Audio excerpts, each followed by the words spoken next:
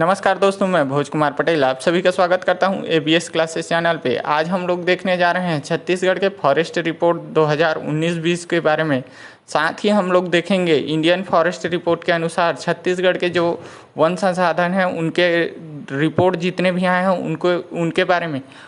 आपको अगर यह चैनल पसंद आता है तो आप चैनल को सब्सक्राइब कर लीजिए ताकि आप तक अगले वीडियो का नोटिफिकेशन पहुंच सके। साथ ही अगर आपको मेरे चैनल से रिलेटेड और वीडियोस देखने हैं या एसीएफ में छत्तीसगढ़ सब्जेक्ट से वीडियोस देखने हैं तो आप चैनल के डिस्क्रिप्शन बॉक्स में या इस वीडियो के डिस्क्रिप्शन बॉक्स में जाइए, वहां आपको सभी का लिंक प्रोवाइड किया गया है और आप डायरेक्ट उस लिंक पर प्रेस करके सीधे वीडियो तक पहुंच सकते हैं। तो चलिए देर न करते हुए शुरू करते हैं आज का वीडियो।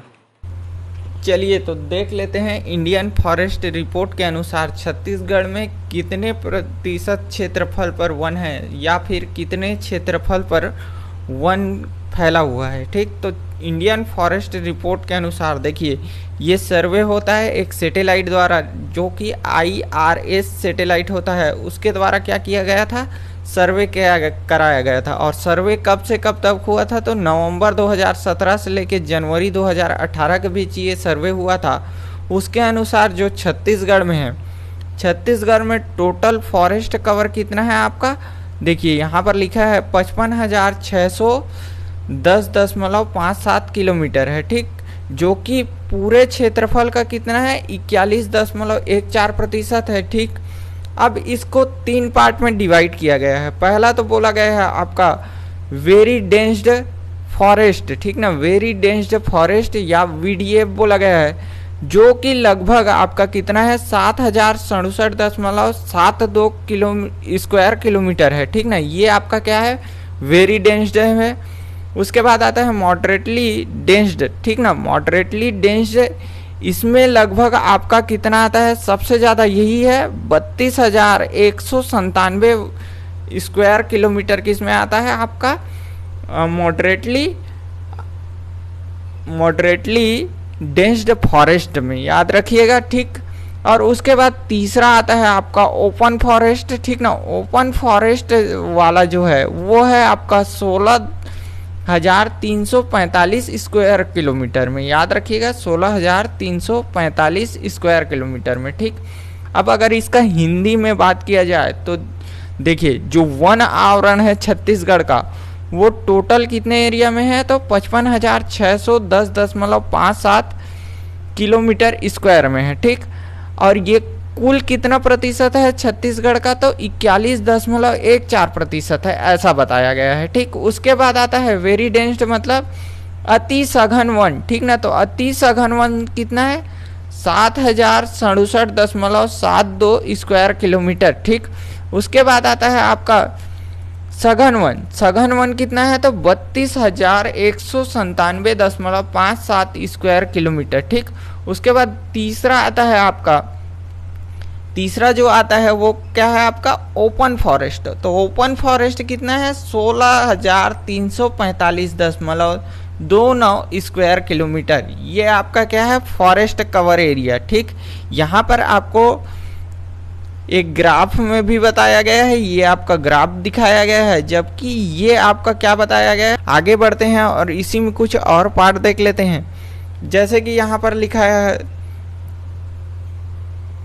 कि यहाँ पर आपको दिया है, देखिए forest cover inside and outside recorded forest area, ठीक ना, ये याद रखिएगा। ये क्या बोल रहा है आपका कितना रिकॉर्डेड है, ठीक ना, वो तो सैटेलाइट से था, जबकि आपका डाटा शीट में कितना रिकॉर्डेड है उसको बताया जा रहा है। तो देखिए अगर रिकॉर्डेड एरिया का बात किया जाए, ठीक ना, अभिलिखित वन क्षेत्र, ठीक ना, तो अभिलिखित वन क्षेत्र का बात किया जाए तो ये है आपका 59,772 स्क्वायर किलोमीटर। ठीक, याद रखिएगा 59,772 स्क्वायर किलोमीटर, जो कि पूरे छत्तीसगढ़ के एरिया का कितना प्रतिशत है 44.21% है, याद रखिएगा। ये इंडियन फॉरेस्ट रिपोर्ट के अनुसार है। ठीक, उसके बाद आगे बोला क्या है, इसमें से जो देखिए 3 टाइप में इसको भी बांटा गया है। पहला तो रिजर्व्ड बोलता है, दूसरा बोलता है प्रोटेक्टेड और तीसरा बोलता है आपका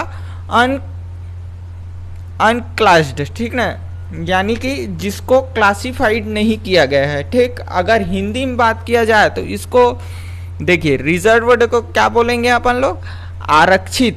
प्रोटेक्टेड को संरक्षित, और अनक्लास्ड को आपका अवर्गीकृत, ठीक ना। तो इनका प्रतिशत क्रमशः देखिए, जो आपका आरक्षित है उसका है आपका 43.14%, जबकि संरक्षित वाले का पार्ट कितना है, 40.21%, और आपका अनक्लास्ड का कितना है तो 16.65%। इतना आपका क्या है, ये टोटल आपका फॉरेस्ट कवर है, जो कि आपका क्या है, प्रशासनिक आधार पे है या रिकॉर्डेड है, ठीक। याद रखिएगा, अभिलिखित है, ठीक।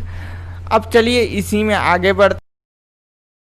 चलिए अब बात करते हैं कि कौन से राज्य में, भारत के कौन से राज्य में सबसे अधिक वन क्षेत्रफल है। तो इसमें जो लिस्ट है वो आपको दिख रहा होगा। तो इसमें सबसे ज़्यादा जहाँ क्षेत्रफल में वन है वो है, पहला में आता है आपका मध्य प्रदेश, दूसरा में आपका आता है अरुणाचल प्रदेश, तीसरा में छत्तीसगढ़, चौथा में उड़ीसा और पाँचवा में आपका कौन सा है, महाराष्ट्र।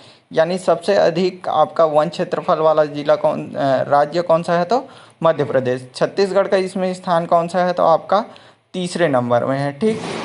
वन क्षेत्रफल में तीसरा है, याद रखिएगा। वन आवरण में वन क्षेत्रफल में क्या बोला गया है, तीसरा है बोला गया है, ठीक। इसके बाद आगे बढ़ते हैं और देखते हैं कि कौन से वन क्षेत्रफल में सबसे अधिक क्या हुआ है, आपका वृद्धि हुआ है। किसके वन क्षेत्रफल में सबसे अधिक क्या हुआ है, वृद्धि हुआ है। वन क्षेत्रफल में वृद्धि वाले राज्य की बात की जाए तो उसमें सबसे ज़्यादा जो वृद्धि हुआ है वो हुआ है आपका कर्नाटक वाले क्षेत्र में, ठीक। उसके बाद आता है आपका आंध्र प्रदेश वाला क्षेत्र, उसके बाद आता है आपका केरल वाला क्षेत्र। तो इनमें क्या हुआ है, सबसे ज़्यादा वृद्धि हुआ है, ठीक।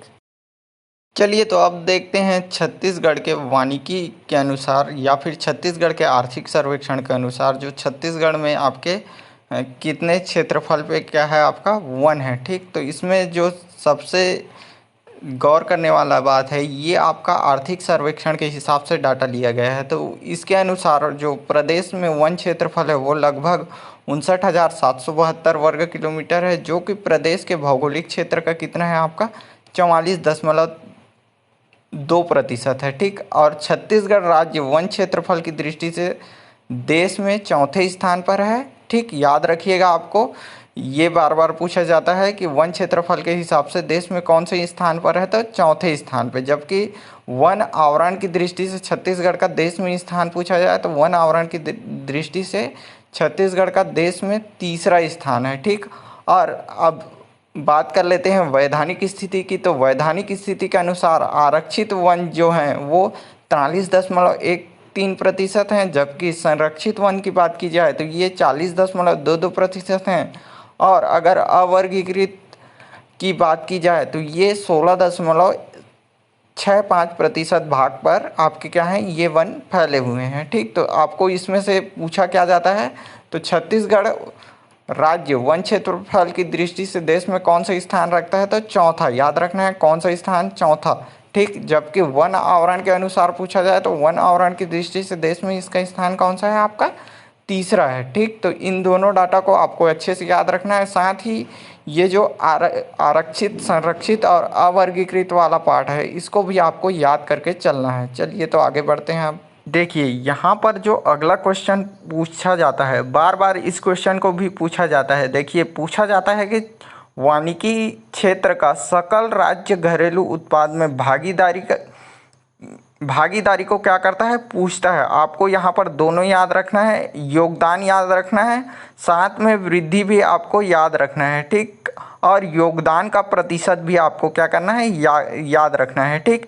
तो देखिए यहाँ पर एक टेबल दिया हुआ है जिसमें आपको 5 साल का डाटा दिया है। यहाँ पर आपको कितना 7 साल का डाटा दिया हुआ है, ठीक। तो आपको याद रखना है इसमें से आपका लास्ट थ्री ईयर का डाटा याद रखना है। और अगर 3 ईयर का नहीं हो सकता तो आपको लास्ट 1 ईयर का तो कन्फर्म याद रखना है, ठीक।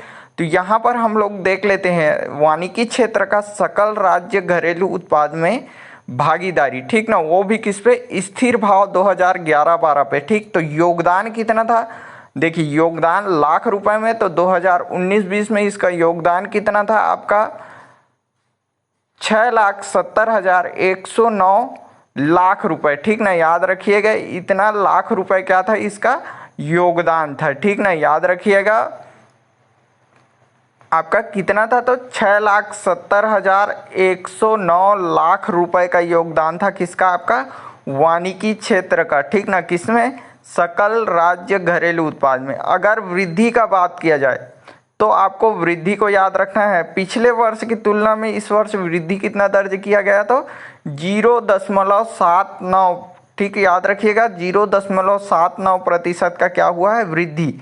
अब इसमें एक और डाटा आपको दिया हुआ है, उसको भी आपको, अगला डाटा जो आपको याद रखना है वो है योगदान में प्रतिशत, ठीक ना, आपको क्या याद रखना है, वानिकी क्षेत्र का सकल राज्य घरेलू उत्पाद में भागीदारी या फिर योगदान प्रतिशत में स्थिर भाव 2011-12 में कितना था, तो ये था आपका 2.91%, याद रखना है, इसी चीज़ को बार बार पूछा है, ठीक, तो कितना है 2.91%, ये आपका क्या है, योगदान, जबकि प्रतिशत वृद्धि पूछा जाए तो कितना, 0.79%।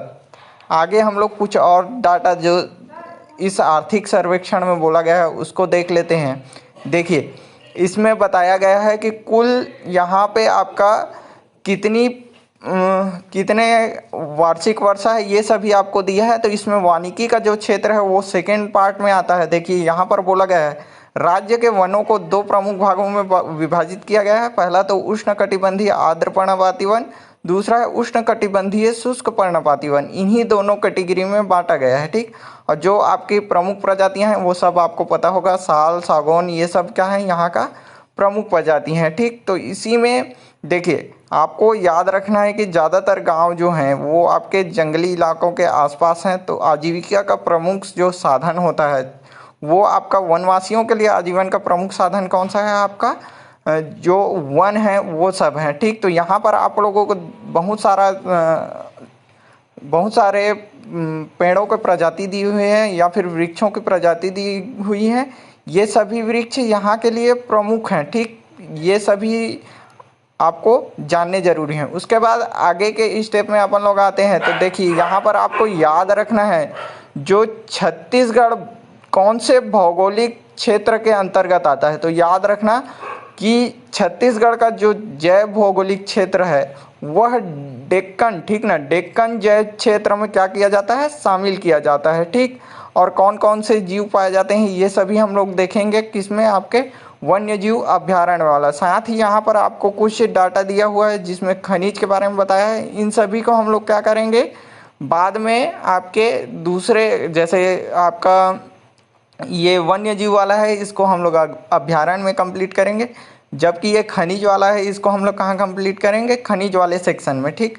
अभी हम लोगों को खाली क्या देखना है, आपका जो वानिकी से रिलेटेड है उतना, ठीक। तो यहाँ पर आपको बोला गया है राज्य का लगभग 50% गांव वनों की सीमा से 5 किलोमीटर की परिधि के अंदर आते हैं। देखिए इसीलिए यहाँ पर ज़्यादातर जो वन ग्राम हैं वो सभी क्या हैं, आपके जो वन हैं उनके आसपास पाए जाते हैं, ठीक। चलिए तो इसी में थोड़ा सा और आगे बढ़ते हैं और कुछ और डाटा है उनके बारे में भी जान लेते हैं। देखिए यहाँ पर आपको कुछ डाटा दिया हुआ है, जैसे राज्य में उत्पादित वनोपज की मात्रा, मूल्य और जानकारी, ठीक। तो इन सभी को आप लोगों को याद रखना है। इसमें तेंदुपत्ता को बहुत अच्छे से याद रख लीजिएगा क्योंकि इसको पूछता है, ठीक। तो तेंदुपत्ते का उत्पादन कितना हुआ है आपका, याद रखना है कितना, 73,966 रुपये का क्या हुआ है, तेंदुपत्ता उत्पादित हुआ है, ठीक। याद रखिएगा इसको। 2018-19 में कितना था, 51,000, ठीक ना। और अभी कितना हुआ है आपका, याद रखना है 73,966 रुपये, ठीक ना, ये मूल्य है। और उत्पादन आपका कितना है, 15.05, याद रखिएगा, ठीक। इतना आपका क्या है, मानक बोरा क्या किया गया है, उत्पादित किया गया है, ठीक। तो कितने हज़ार का हुआ है आपका, 73,966 रुपये का, ठीक। यहाँ पे कुछ और डाटा दिए हुए हैं, ये सभी आपको कहाँ मिल जाएंगे, आर्थिक सर्वेक्षण 2019-20 में आप सभी इस डाटा को देख सकते हैं। वहाँ जाके आप वानिकी वाले सेक्शन में जाएंगे तो ये सभी आपको डाटा मिल जाएंगे, ठीक। यहाँ पे आपको जलाव लकड़ी और देखिए व्यापारिक बांस को भी कई बार पूछता है, औद्योगिक और व्यापारिक, तो इन दोनों को भी आप लोगों को याद रखना है। ठीक, कितने मूल्य का हुआ था, वो भी लाख में है ना, मूल्य किस में है आपका, लाख में है, याद रखिएगा। ये भी नीचे वाला भी क्या है आपका, लाख में है। ठीक, तो यहाँ पे कितना हुआ था, तो 174 ये आपका क्या था, व्यापारिक बांस था, जबकि 86 लाख रुपए का क्या हुआ था आपका, औद्योगिक बांस का क्या हुआ था, उत्पादन हुआ था। ठीक, इसको याद रखिएगा। इसके बाद थोड़ा सा डाटा और बच जाता है, उसको भी हम लोग देख लेते हैं। चलिए, तो यहाँ पर हम लोग देखेंगे कुछ और अन्य आपके वानिकी उत्पाद जिनको छत्तीसगढ़ समर्थन मूल्य पर लेता है। ठीक, इससे पहले देखे थे तेंदूपत्ता वगैरह और आपके राष्ट्रीयकृत लघु वनोपज थे, जबकि ये जो बचे आपको तालिका में दिख रहे हैं ये सभी आपके क्या हैं, राज्य के द्वारा क्या किए गए हैं, इनको संग्रहित करवाया जाता है। जैसे इसमें आपका हर्रा आता है, सालबीज आता है, महुआ आता है, इमली आता है, चिरौंजी और गुठली। लगभग 25 से 30 आपके क्या हैं, लघु वनोपज हैं जिनका संग्रहण राज्य सरकार करवाता है। ठीक ना, याद रखिएगा इसको। और इसमें सबसे ज़्यादा जो आपका इकट्ठा होता है वो कौन सा होता है, साल बीज। ठीक ना, यहाँ पर आपको डाटा दिया हुआ है साल बीज का, तो इन सभी डाटा को आपको याद करके चलना है। ठीक, यहाँ पर आपको सभी डाटा मिल जाएगा कहाँ, आर्थिक सर्वेक्षण रिपोर्ट में। तो इस प्रकार से अगर आपको यह वीडियो पसंद आता है तो आप चैनल को सब्सक्राइब कर लीजिएगा, ताकि आपको इसी प्रकार से डाटा वाले जितने भी आपको चाहिए हों, जितने भी डाटा से संबंधित जितने भी आपके डाउट हों, वह सभी यहाँ पर क्लियर हो सकें। तो धन्यवाद, ये वीडियो यहीं पर समाप्त करते हैं।